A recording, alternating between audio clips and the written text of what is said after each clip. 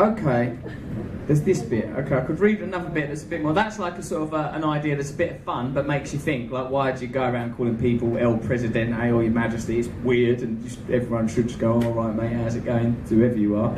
And I do it myself, so it sort of tacitly admits that there's things in here that would require change from me. This thing here occurs in a section where my mate John Rogers researched our cooperatives work, a different economic model for running a business. You know what I mean? Like, it's not the only way for running a business isn't for profit. There's like loads of different ways you can do it. But if you just try fucking mentioning that shit in the newspapers, it's like you've said, I want to fuck kids.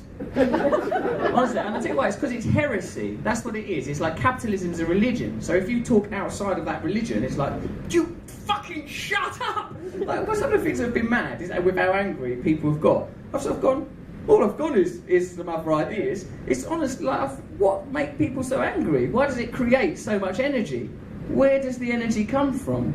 It must be coming from resistance, because, you know, you just go, oh, I don't care. The energy is interesting to me, because you're challenging people's core beliefs, I now realise.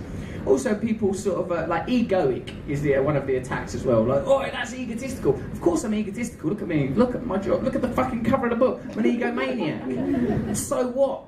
Like all people, 50 years, death.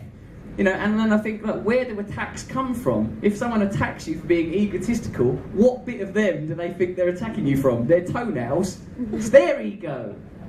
Everyone has ego. Ego is like as much of the human nature as teeth. It's just a thing that people have. It's just a thing in a world. It's what you do with it what matters. It's what you do with your ego. Here's the thing about cooperatives. This bit's a bit more hardcore. That bit's like a bit, you know, silly, don't really matter, because you can change calling people titles whenever you want, innit? Okay. It's not Arsene, you know. Russ, you could call me. Mr. Brad. Oh God. Okay, so this is in that co-op bit. The values of community development, democracy and opportunity are emptily bandied about from politicians' mouths every time I see them on my telly. They're forever up on podiums, thumb on top of index finger like Clinton was taught to do, telling us they want us to have opportunities and build communities and participate in democracy, telling me I'm irresponsible for not voting, gloating, that they're participating by door stopping and flesh pressing and press fleshing and baby kissing. As soon as the red camera light goes off, their expressions change and they go back to their true agenda, meeting the needs of big business. It isn't even their fault. It's a systemic corruption that they unavoidably serve. By the time you get to be an MP, you've spent so long on your knees sluicing down acrid mouthfuls of Beelzebub's cum that all you can do is cough up froth.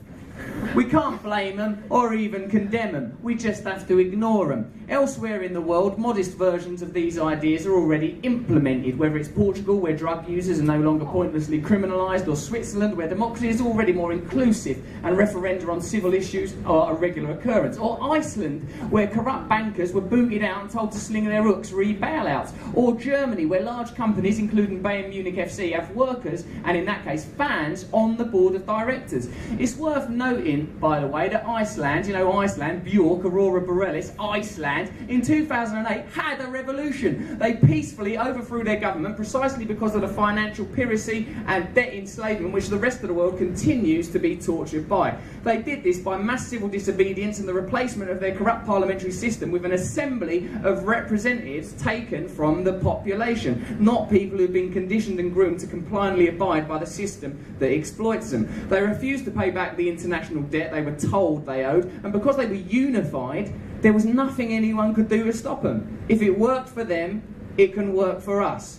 These modest measures are working. These suggestions don't just amount to play nice like some equal opportunity PC claptrap to hold out a hand to the disadvantaged. They work better. The German economy is the strongest in Europe, perhaps because its workforce feels invested in its efforts instead of trolling around like eunuch mannequins, castrated and hopeless, waiting for a 2-week holiday.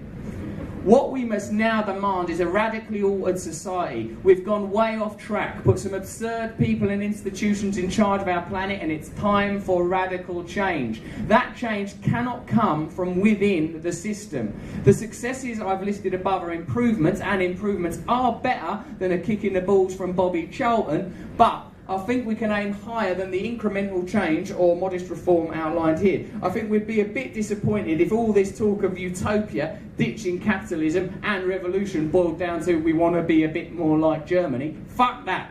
Remember, we have no choice. There are ecological imperatives that have done our thinking for us. The planet is in trouble. There has never in all the history of our dopey, lovely species been a time of such inequality. The time for change is now. Will that change be delivered by David Cameron or Ed Miliband or Hillary Clinton or Barack Obama? Of course not. Look at them. Just look at them. You're not an idiot. You can see what they are. Look at their eyes. They are all avatars of the same neoliberal concept, part of the problem, not the solution. We have to immediately dispatch with the notion that we'll get any dice whatsoever from people who already have jobs in oak-panelled rooms with leather seating. Cast your mind back to the end-of-term glee that accompanied Barack Obama's "Yes, we can, time for change, ain't we neat" election. There was such hope, such optimism, but what happened? Nothing.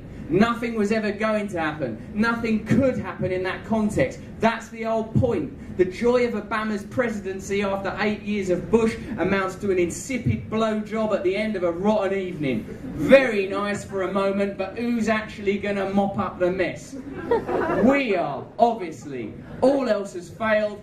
It's time for a revolution. Thank you.